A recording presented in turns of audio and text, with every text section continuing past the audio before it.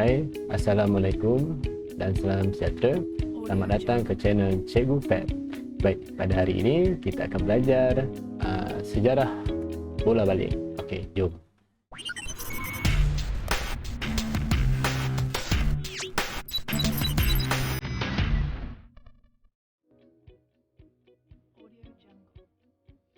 Baik, pada hari ini kita akan belajar sejarah bola baling. Mari kita lihat.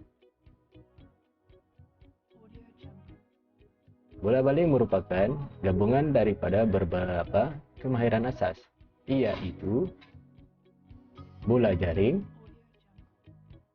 bola keranjang dan juga bola sepak. Okey, jadi bola baling ini merupakan gabungan daripada asas daripada ketiga-tiga permainan ini.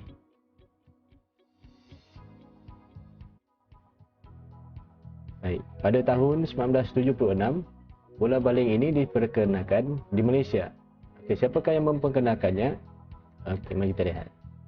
Okey, bola baling diperkenalkan oleh Encik Lim Hock Fan, iaitu pengarah sukan Universiti Malaya pada masa itu. Beliau memperkenalkan permainan ini kepada kumpulan guru dan pelajar di beberapa buah sekolah di negeri Selangor. Okey, beliau adalah orang yang pertama yang memperkenalkan bola baling ini di Malaysia.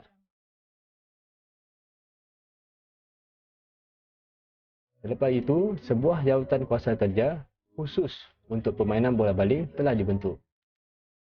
Hal ini bertujuan untuk menjadi badan penyelaras bagi mempopularkan permainan ini khusus dalam kalangan pelajar sekolah, maktab dan universiti. Kementerian Pendidikan serta Majlis Sukan Sekolah-Sekolah Malaysia iaitu MSSM mengadakan pelbagai kursus dalam aspek pengenalan, permainan, pengadilan dan kejuruterlatihan bola baling kepada guru-guru. Ini adalah lambang MSSM. Tujuannya adalah untuk mengembangkan permainan ini ke sekolah-sekolah di seluruh negara. Okey, pada tahun 1981, Persatuan Bola Baling Selangor ataupun wilayah Persatuan telah ditubuhkan. Pada tahun 1984, Persekutuan Bola Baling Malaysia telah ditubuhkan.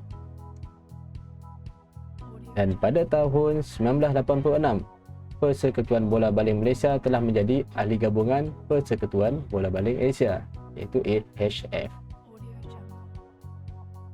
Pada tahun 1987, MSSM telah menganjurkan pesta bola baling kali pertama bagi peringkat umur bawah 15 tahun, iaitu untuk lelaki dan juga perempuan.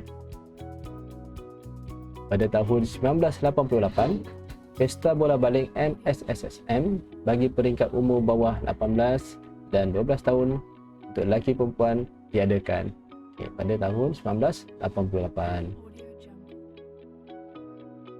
Dan seterusnya, bola baling diterima sebagai salah satu permainan yang dipertandingkan di peringkat kebangsaan di bawah kelolaan MSSM sehingga sekarang. Baik, terima kasih kerana menonton. Semoga bermanfaat. Jangan lupa untuk subscribe channel Cikgu Feb sekiranya video ini memberikan manfaat kepada anda. Dan terima kasih.